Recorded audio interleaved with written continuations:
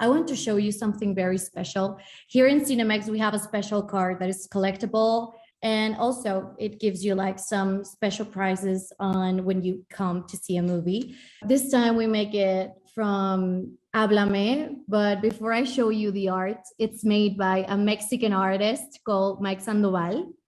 And he did this amazing art. My God, how do I get these things? I want that. What? That's so awesome. Whoa. It's so damn cool, man. Whoa.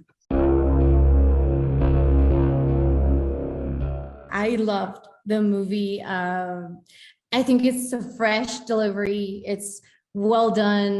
The scripts, the story, everything just fits, you know. When did you decide to do this jump from doing the Raka videos that you said, we have to do a movie? When did you decide it, and how does this decision come to you? Yeah, we always started doing the YouTube stuff because we wanted to make a film and get into filmmaking. So we always use the YouTube stuff to learn and practice and really hone our craft. And every video, like presenting a different challenge, filmmaking challenge, like whether we're trying to pull off a certain stunt or pull off a certain practical makeup effect, like every single one of those videos was building towards us making a film.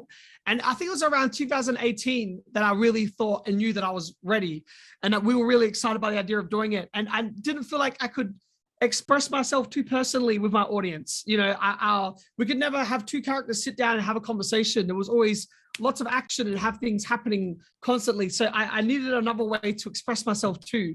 So the writing was very personal and therapeutic. And yeah, it was around 2018 that we started knowing that we wanted to make the leap.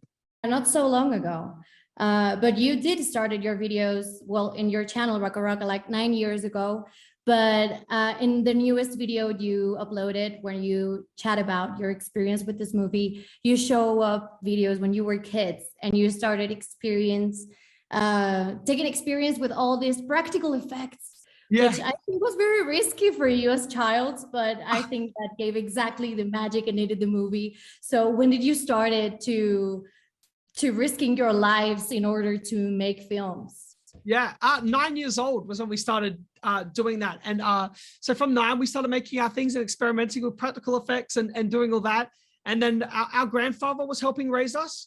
And he was always like keeping an eye on things. But once he passed away, when we were around 13, it was like Lord of the Flies. And like we went crazy and like things got really dangerous. And like we were running each other over with cars and doing all this sort of stuff. And so we were very, very rough children. We're very rough. But like always filming things and capturing things and wanting to have it on camera. And so we've got like a whole library of us as crazy psycho kids. Yeah, I could realize that on that video. I actually want to know, what's the worst injury you've got when you were like playing and figuring out how to do those? Yeah, I think the biggest injury we had, well, we had a broken collarbone for a friend, and then another friend got cut his whole arm open, really massive cut over his arm, and had to get stitches and everything. So I think those two were the big industry injuries as kids. That's a little bit harsh. Put your hand on it. Now say, talk to me.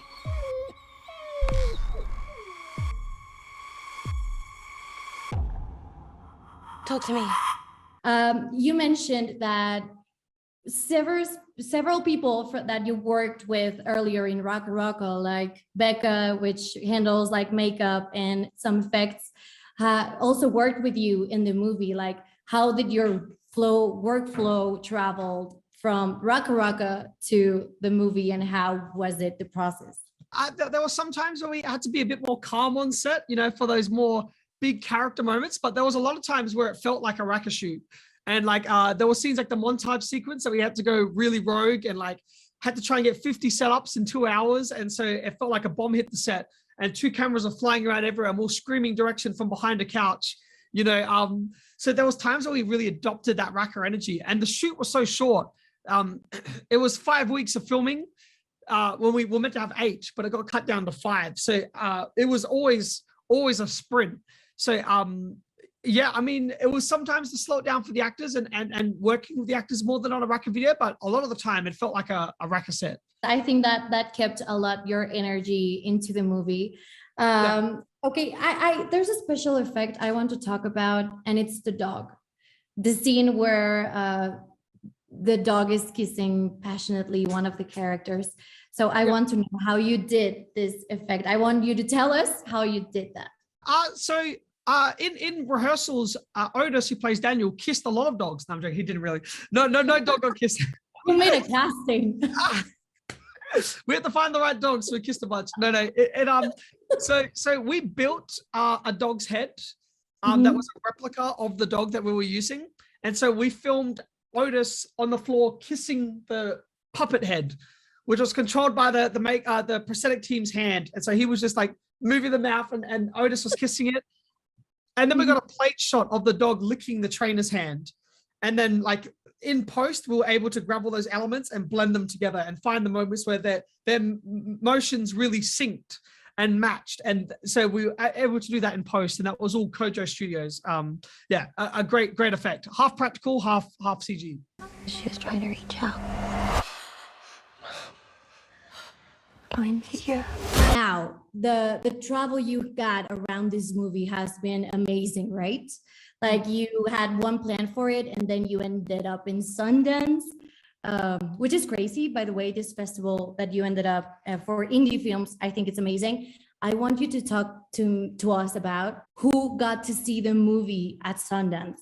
That was a very stressful first screening because before that, I think that the agents had reached out to Sundance and asked for any like recommendations for any filmmakers that they thought were really exciting.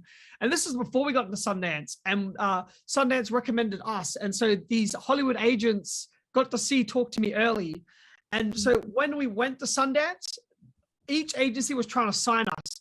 And so we started getting hundreds of emails from all different companies and all different people, and they were really spreading the word of the film. And so on the opening night, it wasn't just like an audience that was coming. It was critics, it was distributors, it was film directors, it was A24 and all this sort of stuff. Like we're all in the room together. And so like, we were so stressed and in the back, just like cringing the whole time and being like, why is this like this wasn't like a surprise where people were like, oh, let's just watch a film and see what it's like. It's sort of they went in with an expectation. And so I sort of feel that pressure a little bit now because some people and the articles are calling it the scariest movie here and this and all that sort of stuff. And it feels impossible to live up to those expectations. So I feel that similar thing where it's like, you're not going in not knowing what to expect. You go in with like high expectations. So early was like, yeah, it was all companies, all studios and big film directors as well were watching it early and reaching out to us after watching it to express that they really loved it and everything, which was so nice. Getting a FaceTime from Jordan Peele randomly on your phone and like Ari Aster reaching out directly and things like that. We've been everywhere, traveling everywhere to do screenings of the film. I would have loved to do one in Mexico. That would have been so awesome. So like, yeah, if that ever came up, I would jump at that in a heartbeat. I'd be on the next plane. Please do. But I think it's awesome that you had the chance to chat with Jordan Peele and Ari Aster. I get that also, Steven Spielberg and some Stephen King. So that's really amazing. And my last question would be like, this movie takes you to a very human point of view about stuff, about how to deal with emotions. So talking about this human point of view, have you felt I don't know if in English it's the same as in Spanish, but the imposter syndrome, have you had it since you started this project, and how have you handled that through all this process? Yeah, 100%. We did a spotlight yesterday where we sat down and talked about ourselves in front of the entire A24 team. And the whole time that was happening, I was like, why are we here? Like, we do not, like, we're like, I still look at us as like wannabe filmmakers and crap filmmakers. And so the imposter syndrome is very real. And it feels so surreal what's happening and like odd and crazy. And so how am I dealing with it? I don't know. I'm just sort of going with the flow, you know? But yes, imposter syndrome at 100. No, and I think that's okay. I think we're human and we go through that kind of stuff. So if Talk to Me leaves us a lesson, is that you have to learn to deal with our feelings and our emotions and not leave them behind. Thank you so much for your time and your passion on this. And we hope to see you soon and know something more about a sequel or whatever you want to do after. Awesome. Yeah. We'll speak to you on the next one.